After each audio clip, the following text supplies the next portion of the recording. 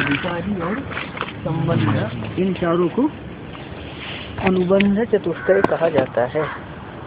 इसका विषय क्या है? योग। इस शास्त्र का विषय क्या है? योग।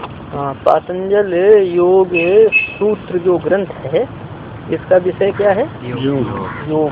योग इसका विषय है और योग के साधन, उसके फल, उसके भेद, ये सब विषय हो जाएगा। जब योग को विषय कहा जाता है मतलब योग, उसके साधन, उसका फल, ये सभी क्या हो जाएगा? विषय। तो योग है विषय और प्रयोजन क्या है? कैवल्य की प्राप्ति। प्रयोजन क्या है इसका? कैवल्य की प्राप्ति। कैवल्य मतलब मोक्ष है ना? हाँ, कैवल्य का अर्थ क्या है? मोक्ष। तो कैवल्य की प्राप्ति है इसका प्रयोजन। और अधिकारी कौन है? योग को जानने का इच्छुक। योग को जानने का, हाँ, योग मतलब समाधि। योग को जानने का इच्छुक व्यक्ति इसका अधिकारी है। तो विषय, प्रयोजन, अधिकारी और संबंध। संबंध किसका होता है? ग्रंथ और विषय का। ग्रंथ और विषय। हाँ, तो यह जो ग्रंथ है पातंजल योग दर्शन, और इस ग्रंथ का विषय क्या है? योग। योग मतलब समाधि, योग। तो ग्रंथ और विषय का संबंध है प्रतिपाद्य प्रतिपादक भाव। प्रतिपाद्य प्रतिपादक भाव का अर्थ है प्रतिपाद्य भाव और प्रतिपादक भाव, मतलब प्रतिपाद्यता और प्रतिपादकता। भाव में तल प्रत्यय होता है ना। प्रतिपाद्य प्रतिपादक भाव अर्थात प्रतिपाद्य भाव और प्रतिपादक भाव संबंध है। तो प्रतिपाद्य है योग और उसका प्रतिपादक है यह ग्रंथ, है ना। तो ग्रंथ के आदि में अनुबंध चतुष्टय जानने चाहिए। तो प्रतिपाद्य प्रतिपादक भाव संबंध, विषय हो गया योग। योग मतलब समाधि, योग, उसके योग के भेद, उसके साधन और फल सब विषय हो जाएगा, है ना। और प्रयोजन क्या है? कैवल्य की प्राप्ति। अधिकारी कौन है? योग को जानने का इच्छुक। योग तो कुछ क्रिया रूप में है, इच्छुक कैसे? क्रिया को भी जानकर ही तो करेगा, बिना जाने क्रिया को कर नहीं सकता है ना। जब योग क्रियात्मक योग करना है तो पहले उसको जानने की इच्छा करेगा, जानेगा तभी कर पाएगा, बिना जाने नहीं कर पाएगा। और उसका संबंध हो जाएगा विषय, प्रयोजन, अधिकारी संबंध हो गया। प्रतिपाद्य प्रतिपादक भाव संबंध है। अब देखो पहला प्रथम सूत्र क्या था? अथ योगानुशासनम। योगानुशासन नामक शास्त्र का आरंभ होता है। योग शास्त्र का आरंभ जानना चाहिए। तो योग शास्त्र का आरंभ, द्वितीय सूत्र क्या था? योग का अर्थ है समाधि, है ना। और वो समाधि क्या है? योग क्या है? चित्त की वृत्तियों का निरोध है। तो इससे चित्तवृत्ति निरोधा जो योग का लक्षण किया गया है, तो लक्षण दो प्रकार की समाधि का है या एक प्रकार की? दो प्रकार। किस शब्द का प्रयोग न करने से यह मालूम होता है? शब्द का प्रयोग न करने से यह मालूम होता है। अच्छा, तो चित्त की वृत्तियों का निरोध का नाम है योग। अब तीसरा सूत्र क्या है? तो ध्यान देंगे, इसके व्यास भाष्य में क्या था? असंप्रज्ञात का भी वर्णन किया गया ना। तो असंप्रज्ञात समाधि के समय वो कैसा रहता है? कौन? चिति शक्ति पुरुष कैसा रहता है? कब? असंप्रज्ञात समाधि काल में दृष्टा पुरुष की क्या स्थिति रहती है? तो क्या बताया गया? स्वरूपे अवस्थानी। असंप्रज्ञात समाधि काल में दृष्टा पुरुष की अपने स्वरूप में स्थिति रहती है, अपने स्वरूप में स्थिति रहती है। यद्यपि पुरुष की स्थिति, आत्मा की स्थिति हमेशा अपने स्वरूप में भी रहती है, परंतु अन्य काल में स्वरूप स्थिति होने पर भी वह प्रतीत नहीं होती है।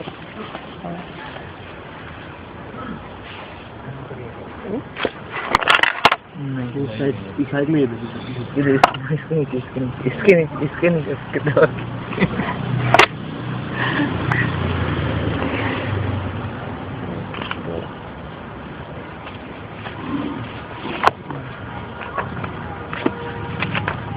अन्य समय स्वरूप स्थिति होने पर भी स्वरूप स्थिति प्रतीत नहीं होती है, वो समझ में नहीं आती है। ये तदा दृष्टु स्वरूपे अवस्थानम, तदा का क्या अर्थ है? असंप्रज्ञात समाधि काल में दृष्टा की स्वरूप में स्थिति रहती है ना, ये बताया गया था। तो जैसे कैवल्य में अपने स्वरूप में स्थित हो जाता है, वैसे ही असंप्रज्ञात समाधि काल में भी अपने स्वरूप में स्थित हो जाता है। और चित्त का व्युत्थान काल होने पर वो पुरुष अपने स्वरूप में स्थित होने पर भी वैसा प्रतीत नहीं होता है। कैसा प्रतीत होता है, तो इसके लिए आया आपका चतुर्थ सूत्र है ना। दर्शित विषय कौन होता है? पुरुष है ना। दर्शिता विषय जिसमें जिसको विषय दिखाए जाते हैं, जिसको विषय अर्पित किए जाते हैं, तो बुद्धि अपने में प्रतिबिंबित विषयों को किसे अर्पित कर देती है? पुरुष को। प्रतिबिंबित विषयों को अर्पित करती है। अब ये चतुर्थ सूत्र चल रहा है, ये क्या था कि असंप्रज्ञात समाधि काल में पुरुष की अपने स्वरूप में स्थिति होती है, और अन्य काल में स्वरूप स्थिति होने पर भी वो स्वरूप स्थिति प्रतीत नहीं होती है। असंप्रज्ञात समाधि काल को छोड़ करके अन्य काल में अपने स्वरूप में स्थिति होने पर भी वह प्रतीत नहीं होती है। तो फिर वो कैसे प्रतीत होती है? कौन? चित्त शक्ति है ना। अपने स्वरूप में स्थित प्रतीत नहीं होती चित्त शक्ति, तो चित्त शक्ति कैसे प्रतीत होती है, इसको बताने के लिए आपका चतुर्थ सूत्र आया है, वृत्ति सारूप्यम इतरत्र। तो ये इतरत्र है ना, इतरत्र का अर्थ है व्युत्थाने है ना। तदा दृष्टु स्वरूपे अवस्थानम, तदा का था असंप्रज्ञात समाधि काल, और उसकी अपेक्षा सब कुछ क्या है? व्युत्थान है। असंप्रज्ञात काल की अपेक्षा संप्रज्ञात काल भी क्या है? व्युत्थान। और हम लोगों के वर्तमान काल की अपेक्षा संप्रज्ञात क्या है? साधना काल है, समाधि काल है। पर असंप्रज्ञात की दृष्टि में वो व्युत्थान है, समझिए ना। असंप्रज्ञात की दृष्टि में सभी काल व्युत्थान काल है। हाँ, उसकी अपेक्षा। और अब वर्तमान स्थिति और संप्रज्ञात की तुलना करें तो अभी व्युत्थान काल है और संप्रज्ञात क्या है? समाधि काल है, ऐसा। तो यहाँ पर व्युत्थाने का अर्थ है व्युत्थान काल में यह चित्त वृत्तियां, व्युत्थान काल में जो चित्त की वृत्तियां होती हैं, व्युत्थान काल में जो चित्त की वृत्तियां होती हैं। संप्रज्ञात समाधि काल भी असंप्रज्ञात की अपेक्षा व्युत्थान काल है, उसमें भी ध्येय के आकार की वृत्ति होती है, आराध्य के आकार की वृत्ति होती है। और सामान्य व्युत्थान काल में घट ज्ञानवान अहम, पट ज्ञानवान अहम, सुखी अहम, दुखी अहम, इस प्रकार क्या होती है? चित्त की वृत्ति। ये सब जानते हैं ना। हाँ, चित्त की वृत्ति घटाकार होती है। इसे उसमें तो हम इसलिए नहीं कहते कि सबके शास्त्रों के संसार हैं, ध्यान देंगे। जैसे कि सरोवर में जल भरा होता है ना, और सरोवर के जल को खेत में ले जाना है तो किसके द्वारा ले जाते हैं? कुली के द्वारा। कुली को यहाँ कहते हैं नाली, है ना, संस्कृत में प्रणाली शब्द है। सरोवर के जल को यदि खेत में ले जाना है तो किसके द्वारा ले जाते हैं? नाली के द्वारा ले जाते हैं। तो सरोवर के जल को ले जाते हैं ना, तो ध्यान देंगे कि ये जो अंतःकरण है मध्यम परिमाण है। सांख्य दर्शन में और योग दर्शन में अंतःकरण कैसा है? मध्यम परिमाण है, मतलब वो शरीर व्यापी है ना। मध्यम परिमाण अंतःकरण है, वो शरीर में है। अभी तो जैसे सरोवरस्थ, सरोवर में स्थित जल के समान क्या है? देह में स्थित अंतःकरण, देह में स्थित अंतःकरण या बुद्धि। और ये अंतःकरण, ये बुद्धि विषय देश में जानी है। कहाँ जानी है? विषय में जानी है, विषय स्थान में जानी है। घटादी जहाँ विषय है वहाँ जानी है। तो इसको वहाँ जाने के लिए कोई साधन चाहिए। जैसे सरोवर में स्थित जल को खेत में जाने के लिए कौन सा साधन चाहिए? नाली। तो इसको विषय के पास बुद्धि को जाने का साधन क्या है? इंद्री। इंद्री ही नाली का काम करती है। इंद्री क्या करती है? हाँ, जैसे आँख खुली, आँख का संबंध समक्ष विद्यमान घटादी विषयों के साथ हुआ तो चक्षु इंद्री क्या बन गई? नाली। उसके द्वारा बुद्धि विषय देश में चली जाती है, अंतःकरण विषय देश में चला जाता है। तो बुद्धि चक्षु के द्वारा घट देश में जा करके घटाकार हो जाएगी। जैसे कि सरोवरस्थ जल नाली के द्वारा खेत में जाकर खेत के आकार का हो जाता है। खेत यदि तिकोना है तो पानी तिकोना, खेत चतुष्कोण है तो जल कैसा हो जाएगा? मतलब खेत जैसा होता है उसी आकार का जल हो जाता है। तो विषय जैसे घटपट है उसी के आकार का कौन हो जाता है? अंतःकरण। कौन होता है? अंतःकरण जाकर विषय के आकार का हो जाता है। तो घटाकार कौन हुआ? अंतःकरण।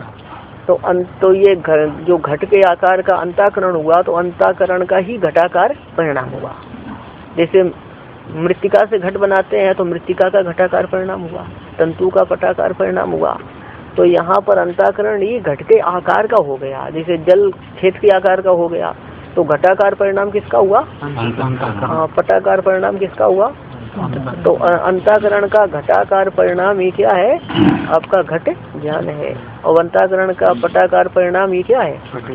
और अंतःकरण के विषयाकार परिणाम को ही वृत्ति कहते हैं। क्या कहते हैं? वृत्ति कहते हैं। तो घटाकार पटाकार जो अंतःकरण के परिणाम है वही है वृत्तियाँ। तो अपना पाठ देखेंगे। व्युत्थान काल में जो चित्त की वृत्तियाँ होती हैं, वृत्ति समझे ना, अंतःकरण का विषयाकार परिणाम, जैसा विषय है उसी के आकार का परिणाम को अंतःकरण के विषयाकार परिणाम को कहते हैं वृत्ति। तो व्युत्थान काल में जो चित्त की वृत्तियाँ होती हैं, तो ये इतरत्व का व्युत्थान हो गया ना। और वृत्ति सारूप्यम को समझाने के लिए आगे कहते हैं तद अविशिष्ट वृत्ति पुरुषा। तद अविशिष्ट का अर्थ हमने लिखाया था कि बुद्धि तद अविशिष्ट वृत्ति, उसके तत् से क्या लेना है? बुद्धि वृत्ति। अविशिष्ट का अर्थ है समान वृत्ति, और अविशिष्ट का अर्थ क्या है? समान। भूव्री है तो वृत्ति का अर्थ वृत्तिमान है कि बुद्धि वृत्ति के समान वृत्ति वाला पुरुष होता है।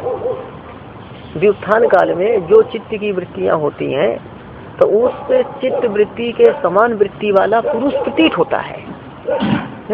चित्त वृत्ति के समान वृत्ति वाला पुरुष, या बुद्धि और चित्त पर्याय अर्थ मिलेंगे। तो जैसे ध्यान देना, जब अंतःकरण की घटाकार वृत्ति होगी ना, उस समय पुरुष कैसा प्रतीत होता है? घट ज्ञानवान अहम। घट ज्ञानवान अहम, अहम कौन? चेतन पुरुष। तो पुरुष कैसा प्रतीत हो रहा है? घट ज्ञान वाला। और घट ज्ञान वृत्ति किसकी है? ये बुद्धि, चित्त की। घट ज्ञान किसकी वृत्ति है? चित्त। हाँ, घट ज्ञान चित्त की वृत्ति है। और उस चित्त की वृत्ति के समान वृत्ति वाला कौन प्रतीत हो रहा है? बात समझ में आती है ना? घट ज्ञानवान अहम। अंतःकरण की पटाकार वृत्ति हुई, तो पटाकार वृत्ति है किसकी? अंतःकरण की। और उस समय पुरुष की प्रतीति किस रूप में होती है? पट ज्ञानवान अहम। तो बुद्धि की वृत्ति, चित्त की वृत्ति जो हुई है ना आपका, या पटाकार, तो उस वृत्ति वाला कौन पुरुष प्रतीत हो रहा है? पुरुष। तो बुद्धि वृत्ति के समान वृत्ति वाला पुरुष प्रतीत होता है। चित्त की वृत्ति सुखाकार होगी तो पुरुष की प्रतीति कैसी होगी? सुखी अहम, सुखी अहम। तो पंक्ति लग जाएगी आपको। व्युत्थान काल में जो चित्त की वृत्तियाँ होती हैं, चित्त की वृत्तियाँ किस काल में होती हैं? और उस चित्त वृत्ति के समान वृत्ति वाला पुरुष प्रतीत होता है। पुरुषा प्रतीयत है, चित्त वृत्ति के समान वृत्ति वाला पुरुष प्रतीत होता है। कब? ये भी व्युत्थान काल में समझ लेना। तो सूत्र का अर्थ लगाएंगे। इतरत्व का अर्थ है व्युत्थान काल में, मतलब असंप्रज्ञात समाधि की अपेक्षा अन्य काल में, व्युत्थान काल में बुद्धि वृत्ति के समान वृत्ति वाला पुरुष प्रतीत होता है। वृत्ति सारूप्यम करते बुद्धि वृत्ति के समान वृत्ति वाला, वृत्ति सारूप्यम करते वृत्ति के समान रूप वाला, या बुद्धि वृत्ति के समान वृत्ति वाला पुरुष से प्रतीत होता है। पंक्ति लग गई। तथा क्या सूत्रम, क्या तथा सूत्रम, और वैसा सूत्र है। क्या सूत्र बताता है? एकम एवं दर्शनम, एक ही दर्शन है। दर्शन करते ज्ञान, एक ही ज्ञान है और ख्याति ही ज्ञान है। यह पंचशिखाचार्य का सूत्र है। तो ध्यान देंगे, एक ही ज्ञान है और वो ख्याति ही ज्ञान है। तो एक ही ज्ञान है, ख्याति करते बुद्धि वृत्ति, एक ही ज्ञान है और बुद्धि की वृत्ति ही ज्ञान है। क्या मतलब हुआ? एक ही ज्ञान है और बुद्धि की वृत्ति ही ज्ञान है। घट ज्ञान भी किसकी वृत्ति है? और पट ज्ञान भी किसकी वृत्ति है? हाँ, तो ये ज्ञान तो इसलिए कहा गया एक ही ज्ञान है। वो ज्ञान क्या है? बुद्धि की वृत्ति।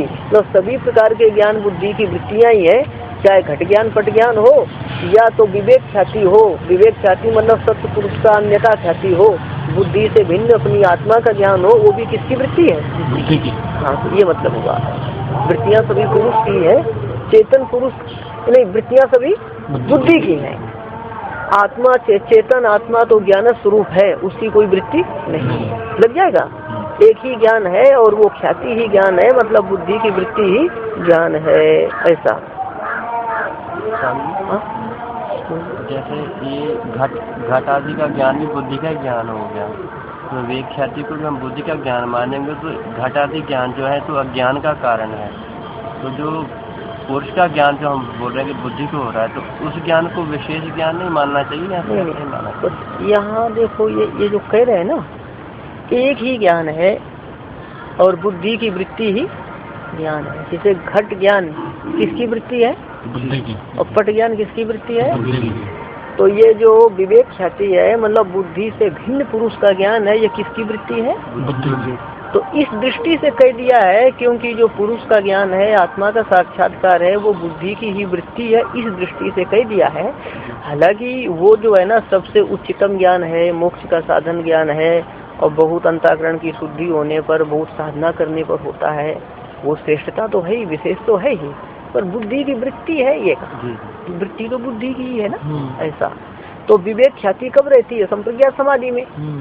तो यहाँ व्युत्थान से संप्रज्ञात समाधि भी ले सकते हैं। उसमें चित्त की वृत्ति जैसी होगी, मान लीजिए कि ब्रह्माकार चित्त की वृत्ति हो गई, आत्माकार चित्त की वृत्ति हो गई, है ना। तो आत्माकार चित्त की वृत्ति हो गई तो फिर पुरुष कैसा प्रतीत होगा उस समय? जैसे आत्माकार चित्त की वृत्ति होने पर क्या अनुभूति होगी? आत्मज्ञानवान अहम। आत्माकार बुद्धि की वृत्ति ही तो आत्मज्ञान है। आत्मज्ञान किसकी वृत्ति है? बुद्धि की। आत्मज्ञान वृत्ति है बुद्धि की। तो उस समय कैसा पुरुष अनुभव में आएगा? आत्मज्ञानवान। तो बुद्धि की वृत्ति के समान रूप वाला अनुभव में आएगा। यही बताने के लिए ऐसा कह दिया है। वो श्रेष्ठ तो है ही, विशेष तो है ही। चलेंगे अब बताते हैं चित्तम अयस्कांत मणि कल्पम, कि चित्त अयस्कांत मणि के समान है। अयस्कांत मणि कहते हैं चुंबक को, चित्त चुंबक के समान है। चित्त किसके समान है? चुंबक के समान है। चुंबक के समान चित्त, सन्निधि मात्र से उपकार करने वाला। ध्यान देंगे कि चुंबक क्या करता है? सन्निधि मात्र से लोहे का उपकार करता है। लोहे का उपकार करना क्या है? कि लोहे का आकर्षण कर लेना, लोहे का आकर्षण, लोहे को खींच लेना। तो चुंबक सन्निधि मात्र से लोहे का आकर्षण करता है ना। उसी प्रकार से चित्त जो है ना, सन्निधि मात्र से क्या है? पुरुष का आकर्षण कर देता है। चित्त सन्निधि मात्र से पुरुष का आकर्षण कर देता है। किसका आकर्षण करता है? और कौन करता है? चित्त करता है। तो पंक्ति लगाएंगे, ये चुंबक के समान चित्त, ये सन्निधि मात्र से उपकार करने वाला चुंबक के समान चित्त। सन्निधि मात्र से उपकार करने वाला यहाँ कौन है? चित्त। अब किसके समान है ये? चुंबक के समान। सन्निधि समझेंगे कि पुरुष की चित्त के साथ सन्निधि है। पुरुष का चित्त के साथ क्या है? समीपता है। सन्निधि करते हैं समीपता, निकटता। क्योंकि ध्यान देंगे जो कि बुद्धि है, चित्त है, जो अंतःकरण है, ये तो ये क्या है? जड़ है। तो जड़ होने से स्वयं कुछ कर सकता है? कहीं आ जा सकता है? विषय देश में भी न तो अंतःकरण जा सकता है, न ही विषय के आकार में परिणत हो सकता है। जड़ होने के कारण स्वयं कुछ नहीं कर सकता है। तो ये चेतन पुरुष का सन्निधान होने पर ही सब कुछ करता है। चेतन पुरुष का सन्निधान होने पर ही सब कुछ करता है। चेतन की निकटता होने पर ही सब कुछ करता है। इसलिए बोला सन्निधि मात्र से उपकार करने वाला। सन्निधि किसकी? पुरुष की। पुरुष की सन्निधि। पुरुष की सन्निधि से उपकार कौन करेगा? चित्त। और उपकार किसका करेगा? पुरुष का। तो सन्निधि से ही सब कुछ काम करता है। तो सन्निधि मात्र से उपकार करने वाला चुंबक के समान चित्त दृश्य होने के कारण स्वामी पुरुष का स्व होता है। दृश्य होने के कारण ध्यान देंगे, घट ज्ञानवान हम, किसको जाना आपने? घट ज्ञान को यहाँ पर समझने का प्रयास करें। या घट है, अयम घटा, इस प्रकार किसका ज्ञान हुआ? घट का। अयम पटा, इस प्रकार किसका ज्ञान हुआ? पट का। तो इन न्याय वैशेषिक दर्शन में इनको क्या कहते हैं? व्यवसाय ज्ञान। क्या कहते हैं? अयम घटा, ये व्यवसाय ज्ञान है ना, या घट है। अयम घटा, इस ज्ञान के पश्चात एक ज्ञान और होता है। कैसा? घट ज्ञानवान अहम। अयम घटा ये ज्ञान हुआ, और इसके बाद कैसा ज्ञान होगा? घट ज्ञानवान अहम। घट ज्ञान वाला मैं हूँ, या मैंने घट को जाना। तो द्वितीय ज्ञान को न्याय वैशेषिक दर्शन में क्या कहते हैं? अनुव्यवसाय। सांख्य योग दर्शन में इनके लिए दूसरे शब्द हैं, वो बताए जाएंगे। तो घट ज्ञानवान अहम, ऐसा जो दूसरा ज्ञान होता है ना, तो यहाँ पर जो दूसरा ज्ञान है ना, तो ये किसका ज्ञान है? घट ज्ञान वाला मैं हूँ। किसको जानता है वो? घट ज्ञान को जानता है। पहले जो है ना अयम घटा, ये इस प्रकार घट का ज्ञान है, और घट ज्ञानवान अहम इस प्रकार घट ज्ञान का ज्ञान है। किसका ज्ञान है? तो ध्यान देना, तो जिसका ज्ञान हुआ वही तो दृश्य बना। तो दूसरी बार किसका ज्ञान हुआ?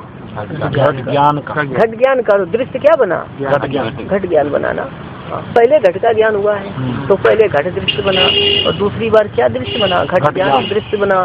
तो घट ज्ञान जो दृश्य बना है, घट ज्ञान क्या है? बुद्धि की वृत्ति। तो बुद्धि की वृत्ति को बुद्धि कह सकते हैं ना।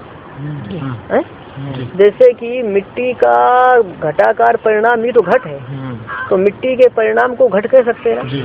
नहीं, मिट्टी के परिणाम को मिट्टी कह सकते हैं। मिट्टी का परिणाम घट है ना, तो मिट्टी के परिणाम जो घट है, तो मिट्टी के परिणाम को क्या कह सकते हैं यहाँ पे? मिट्टी। तो वैसे ही आप बुद्धि के चित्त के परिणाम को क्या कह सकते हैं? बुद्धि चित्त कह सकते हैं। तो चित्त का परिणाम ही तो जो ये ज्ञान है ना, घट ज्ञान पट ज्ञान चित्त के परिणाम है, तो इनको क्या कह सकते हैं? चित्त। तो ये दृश्य कौन बना? घट ज्ञानवान हम, घट ज्ञान ही तो दृश्य बना यहाँ पर, चित्त ही दृश्य बना। तो पंक्ति लगाएंगे, सन्निधि मात्र से उपकार करने वाला चुंबक के समान चित्त दृश्य होने के कारण स्वामी पुरुष का धन होता है। स्वम करते यहाँ धनम, पुरुष क्या है? स्वामी है। पुरुष क्या है? अब उसका धन कौन होता है? चित्तम। भौतिक क्रिया का कर्ता चित्तम है, चित्त उसका धन होता है। तो धन क्यों होता है? तो दृश्यत्व, दृश्य होने के कारण। दृश्य दृष्टा है पुरुष, और दृश्य कौन है? चित्त। दृश्य कौन है? चित्त। हाँ, दृश्य कौन है? चित्त है। और ध्यान देना, चित्त में प्रतिबिंबित, मतलब चित्त में प्रतिबिंबित घटादी भी दृश्य बन जाते हैं। घटादी भी चित्त में प्रतिबिंबित होकर ही दृश्य बनते हैं। बिना चित्त में प्रतिबिंबित हुए घटादी दृश्य, तो घटादी भी चित्त में प्रतिबिंबित होकर दृश्य बनते हैं, और चित्त भी दृश्य बनता है। बात है समझ में? तो पंक्ति लगेगी कि सन्निधि मात्र से उपकार करने वाला चुंबक के समान चित्त दृश्य होने के कारण स्वामी पुरुष का धन होता है। धन कौन हो गया? चित्त। चित्त ये, हाँ, ये धन हो गया। स्वामी के पास जितनी वस्तुएं होती हैं वे सभी क्या होती हैं? स्वामी का धन। स्वामी का धन होती है। हाँ, क्योंकि चित्त या अंतःकरण या प्रकृति सब किसके लिए है? पुरुष के लिए है। सांख्यकारिका में आया था ना, तस्मात् चित्त वृत्ति बोधे पुरुष से अनादि ही संबंधो हेतु। तस्मात् का अर्थ यहाँ पर स्व स्वामी भाव संबंध होने के कारण है। स्व कौन हो गया? स्व मतलब धन। स्व का अर्थ हुआ धन, तो स्व कौन हो गया? चित्त। चित्त। और स्वामी कौन हो गया? पुरुष। तो चित्त और पुरुष में क्या संबंध हुआ? स्व स्वामी भाव संबंध। तो तस्मात् का अर्थ है स्व स्वामी भाव संबंध होने के कारण। किसका? चित्त और पुरुष का स्व स्वामी भाव संबंध होने के कारण चित्त की वृत्ति के बोध में या चित्त की वृत्ति को जानने में, चित्त की वृत्ति को जानने वाला कौन है? पुरुष। घट ज्ञानवान हम, घट ज्ञान क्या है? चित्त की वृत्ति। घट ज्ञान है चित्त की वृत्ति, और चित्त की वृत्ति को जानने वाला कौन है? पुरुष। हाँ, तो चित्त की वृत्ति को जानने में, बोधे है ना, कि चित्त की वृत्ति को जानने में या चित्त की वृत्ति का प्रतिसंवेदन करने में, चित्त की वृत्ति के जानने में अनादि संबंध हेतु है। चित्त की वृत्ति को जानने में पुरुष का अनादि संबंध हेतु है। पुरुष का अनादि संबंध किसके साथ है? चित्त के साथ। कि चित्त की वृत्ति को जानने में पुरुष का अनादि संबंध हेतु है। यहाँ पर अनादि संबंध जो है सन्निधि रूप ही संबंध है। संबंध किस रूप है? सन्निधि। हाँ, कि चित्त की वृत्ति को जानने में पुरुष का चित्त के साथ अनादि संबंधी हेतु है, या पुरुष का चित्त के साथ सन्निधि रूप संबंध हेतु है। पुरुष का चित्त के साथ पुरुष का चित्त के साथ सन्निधि रूप अनादि संबंध है। पुरुष का चित्त के साथ सन्निधि रूप अनादि संबंध हेतु है। अनादि काल से चित्त के साथ इसकी सन्निधि है। पंक्ति लग जाएगी। तो ये अनादि संबंध, सन्निधि रूप अनादि संबंध हेतु है। किस कार्य में हेतु है? चित्त की वृत्ति को जानने। चित्त की वृत्ति को जानने में। और चित्त की वृत्ति को जानने वाला कौन है? यदि सन्निधि ना हो तो जान पाएगा? हाँ। अब ये स्व स्वामी भाव संबंध होने से थोड़ा सा और आगे देखेंगे। ताह पुनर्निरोधव्या बहुत्व सभी चित्तस्य लगाएंगे, जैसा मैं बोल रहा हूँ। पुनः चित्तस्य बहुत्व सती, यहाँ चित्तस्य लिखा है ना, चित्तस्य का अर्थ कर लेंगे लक्षणा से चित्त वृत्ति है। पुनः चित्तस्य बहुत्व, कि पुनः चित्त की वृत्तियों का बहुत्व होने पर चित्तस्य का अर्थ करेंगे चित्त वृत्ति है। पुनः चित्त की वृत्तियों का बहुत होने पर, चित्त की एक वृत्तियां हैं या अनेक वृत्तियां हैं? बहुत सारी वृत्तियां चित्त की। तो पुनः चित्त की वृत्तियों का बहुत होने पर या पुनः चित्त की वृत्तियां बहुत होने पर, पुनः चित्त की वृत्तियों का बहुत होने पर लगा। पुनः चित्तस्य बहुत्व, चित्तस्य का अर्थ चित्त वृत्ति है। पुनः चित्त की वृत्ति का बहुत होने पर निरोधव्याता, निरोध करने योग्य वे वृत्तियां, निरोध करने योग्य वे वृत्तियां। निरोध किसका करना है? योग चित्त वृत्ति निरोधा, चित्त की वृत्तियों का निरोध करना है। तो निरोध करने योग्य, निरोधव्याता, निरोध करने योग्य वे वृत्तियां। देखो, वृत्तयः पंचतयः क्लिष्टा क्लिष्टाः, तो ये जो भाष्य का अंश है ना, उसके सारे सूत्र लगाएंगे कि चित्त की वृत्तियों का बहुत होने पर। तो बहुत सारी वृत्तियां हैं, तो उनको हम कैसे समझे? तो चित्त की वृत्तियों का बहुत होने पर कहाँ से लेना है? वृत्तियां। पुनः चित्त की वृत्तियों का बहुत होने पर निरोध करने योग्य वे, निरोध करने योग्य वे, कहा करने किसके साथ है? वृत्तियां के साथ। साथ एक निरोध करने योग्य वे क्लिष्ट और अक्लिष्ट वृत्तियां 5 प्रकार की होती हैं। निरोध करने योग्य वे क्लिष्ट और अक्लिष्ट वृत्तियां 5 प्रकार की होती हैं। वृत्तियां कितने प्रकार की? 5 प्रकार। तो 5 भेद आगे आएंगे, प्रमाण, विपर्य, विकल्प, निद्रा और स्मृति। अब इनके सामान्यता 2 भेद कह दिए, क्लिष्ट और अक्लिष्ट। निरोध करने योग्य क्लिष्ट और अक्लिष्ट वृत्तियां 5 प्रकार की होती हैं। या पुनः 5 प्रकार की क्लिष्ट और अक्लिष्ट वृत्तियां होती हैं। अब इसको लगाएंगे, भाष्य की पंक्ति देखेंगे। क्लेश हेतुकाः, यहाँ पर क्लेश हेतुका में समास समझेंगे। क्लेशः हेतवः येषाम्, क्या? क्लेशः हेतवः येषाम्, क्लेश हेतु है जिनके, क्लेशः हेतवः येषाम् ताः क्लेश हेतुकाः, क्लेश हेतु है जिनके, क्लेश कारण है जिनके, मतलब क्लेश कारण है जिन वृत्तियों के, उन वृत्तियों को कहेंगे क्लेश हेतु वृत्ति। तो जिन वृत्तियों के कारण क्लेश हैं, वे वृत्तियां किससे उत्पन्न होंगी? तो इसका अर्थ हो जाएगा क्लेश से उत्पन्न होने वाली। क्लेश हेतु का क्या हुआ? क्लेश से उत्पन्न होने वाली। 5 क्लेश है ना, अविद्या आदि। तो क्लेश से उत्पन्न होने वाली कौन? वृत्तियां। यदि अविद्या आदि क्लेश ना हो तो वृत्तियां उत्पन्न होंगी ही नहीं। तो क्लेश से उत्पन्न होने वाली कौन? वृत्ति। और दूसरा क्या है? कर्माशय प्रचय क्षेत्रीय भूता है। तो कर्माशय प्रचय, कर्माशय का अर्थ है कर्म, कर्माशय प्रचय का अर्थ है कर्म संस्कार समूह, कर्म संस्कार। और कर्म संस्कार समूह को उत्पन्न करने वाली, कर्म संस्कार समूह को, जैसे क्षेत्रीय भूता, ये खेत को क्षेत्र कहते हैं ना। तो सस्य का जो क्षेत्र होता है वो सस्य को उत्पन्न करने वाला होता है। तो कर्म संस्कार समूह का जो क्षेत्र है वो किसको उत्पन्न करेगा? कर्म संस्कार समूह को। तो कर्म संस्कार के समूह को उत्पन्न करने वाली, लगाएंगे पंक्ति कि क्लेशों से उत्पन्न होने वाली तथा क्लेशों से उत्पन्न होने वाली तथा कर्म संस्कार समूह को उत्पन्न करने वाली। ये किस शब्द का अर्थ हुआ? कर्म संस्कार समूह को उत्पन्न करने वाली। कर्माशय प्रचय क्षेत्रीय भूता है ना, क्षेत्र उत्पादक होता है ना, कि कर्म संस्कार समूह को उत्पन्न करने वाली। कर्म संस्कार के समूह को कौन उत्पन्न करेगा? वृत्तियां।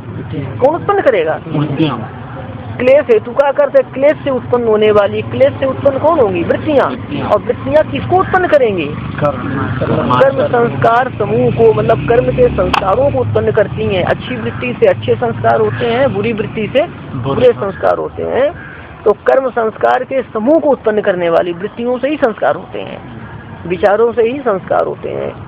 कि कर्म संस्कार के समूह को उत्पन्न करने वाली क्लिष्ट वृत्तियां होती हैं। सूत्र में क्लिष्ट और अक्लिष्ट 2 प्रकार आया ना। तो क्लिष्ट वृत्ति को बताते हैं कि क्लेश से उत्पन्न होने वाली तथा कर्म संस्कार के समूह को उत्पन्न करने वाली वृत्तियां क्लिष्ट कही जाती हैं। पंक्ति लग गई। क्लेश से उत्पन्न होने वाली तथा कर्म संस्कार के समूह को उत्पन्न करने वाली वृत्तियां क्लिष्ट कहलाती हैं। वृत्तयः क्लिष्टाः ऐसा लगाएंगे, वृत्तियां क्लिष्ट कहलाती हैं। अब क्लिष्ट वृत्ति हो गई। अब कैसी वृत्ति को समझना है? अक्लिष्ट वृत्ति को समझना है। तो क्या है वो? ख्याति विषया गुणाधिकार विरोधिन्यो क्लिष्टाः। ख्याति विषया है ना, तो यहाँ पर ख्याति से आप ले लेंगे विवेक ख्याति है। अच्छा, ख्याति से क्या लेंगे? विवेक ख्याति लेंगे। कि विवेक ख्याति को विषय करने वाली या विवेक ख्याति से संबंध रखने वाली, विवेक ख्याति से संबंध रखने वाली या विवेक ख्याति का सहयोग करने वाली, ऐसा तात्पर्य है यहाँ पर। जो अक्लिष्ट वृत्तियां हैं वे विवेक ख्याति की उपकारक होती हैं, और जो क्लिष्ट वृत्तियां हैं वे विवेक ख्याति की उपकारक है। क्योंकि ये क्लिष्ट वृत्तियां किससे उत्पन्न होती हैं? क्लेश से उत्पन्न होती हैं। जो अविद्या आदि से, अविद्या, अस्मिता, रागद्वेष, अभिनिवेश से वृत्ति पैदा होगी, वो विवेक ख्याति की सहायिका होगी? नहीं होगी। तो क्लिष्ट वृत्ति विवेक ख्याति की सहायिका नहीं है, अक्लिष्ट वृत्ति विवेक ख्याति की सहायिका होती है। तो ख्याति विषयाकर्थ है विवेक ख्याति को विषय करने वाली या विवेक ख्याति से संबंध रखने वाली या विवेक ख्याति का उपकार करने वाली, ऐसा चलेंगे। तो ये अभी अक्लिष्ट वृत्ति को समझाया जा रहा है। पहले किसको समझाया? क्लिष्ट को। अब समझाया जा रहा है अक्लिष्ट वृत्ति को, कि विवेक ख्याति से संबंध रखने वाली तथा गुणाधिकार विरोधिन्या, विरोधिन्या बहुवचन है ना, विरोधी बहुवचन है, विरोधिन्या, विरोधी इकारांत है ना, विरोधिनी, हाँ विरोधिनी का, ठीक है क्या, विरोधिनी का बहुवचन का रूप है विरोधिन्या, ठीक बात है। अब ध्यान देना, गुणाधिकार विरोधिन्या का अर्थ है कि गुण के कार्यों का विरोधी, गुण के कार्यों का, गुण कौन है? सत्व, रजस और तमस से। सत्व गुण का कार्य क्या है कि प्रकाश है, सुख, और रज का कार्य क्या है? प्रवृत्ति, और तम का कार्य क्या है? इस निवृत्ति, आलस, प्रमाद आदि है। तो गुण के कार्य का विरोधी जो सत्व गुण का कार्य जो प्रकाश और सुख है, किसी भी प्रकार का सुख हो या प्रकाश हो सत्व गुण का ही कार्य है। लेकिन ये सांसारिक विषयजन्य सुख अच्छे हैं क्या? नहीं है, अच्छे सांसारिक विषयजन्य सुख अच्छे नहीं है। और सांसारिक विषयों का ज्ञान जो है देश दुनिया के अच्छा है क्या? इसलिए क्या है कि गुणों के कार्य को रुकना अच्छा ही है ना। और उत्कृष्ट सत्वगुण जब होता है तब आत्मज्ञान होता है, सत्वा संजय के ज्ञान है ना। हर प्रकार का ज्ञान सत्वगुण का ही कार्य है। और जब अत्यंत प्रवृद्ध सत्वगुण होगा तब क्या होता है? आत्मा का ज्ञान होता है। तो अब ध्यान देना, सभी ज्ञान सत्वगुण के कार्य होने पर भी, सभी ज्ञान सत्वगुण के कार्य होने पर भी सभी उपयोगी है क्या? नहीं ना। तो वही है गुणाधिकार, अधिकार का अर्थ यहाँ पर कार्य, गुणों के कार्य की विरोधी, गुणों के कार्य की विरोधी वृत्ति कौन है? अक्लिष्ट। गुणों के कार्य की, तो थोड़ा विरोधी वृत्ति कौन है? तो थोड़ा समझते चले। गुणों का कार्य का विरोधी वृत्ति, जैसे कैसी वृत्ति? अक्लिष्ट वृत्ति। किस प्रकार की होगी? ना हम देहादया, ना हम, कि मैं देह आदि नहीं हूँ, ये वृत्ति है ना। अहम देहादया न, अहम देहा न, अहम इंद्रिया न, अहम प्राणा न, अहम मनः न, अहम बुद्धि न।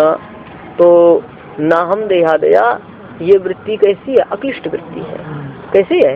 ये क्लेश से उत्पन्न हुई है क्या? क्लेश से उत्पन्न नहीं हुई है। तो ये क्या है कि जब ऐसी वृत्ति हो कि मैं देह आदि नहीं हूँ, मम देहादया न, इमे पुत्रादया मम संबंधिना न, इमे पुत्रादया मम संबंधिना, या इमे पुत्रादया संबंधिना न, ये पुत्रादि मेरे संबंधी नहीं है। तो ये वृत्ति कैसी है? अक्लिष्ट वृत्ति है।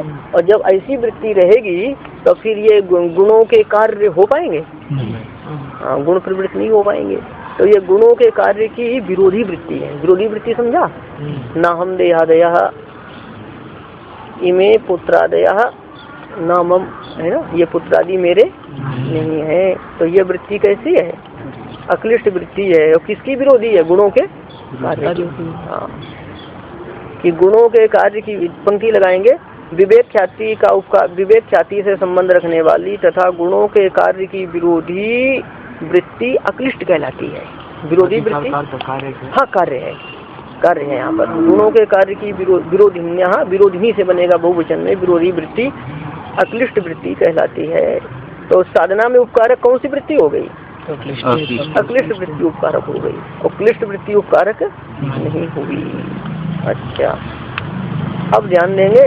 अच्छा, मम देहा, मम पुत्र, मम धनम, मम कुटी, मम आश्रम, ये सब जो वृत्तियाँ होती हैं इनको क्या कहेंगे? क्लिष्ट कहेंगे। ये सब जो है ये विरोधी होती है साधना की, ये क्लिष्ट वृत्तियाँ होती हैं।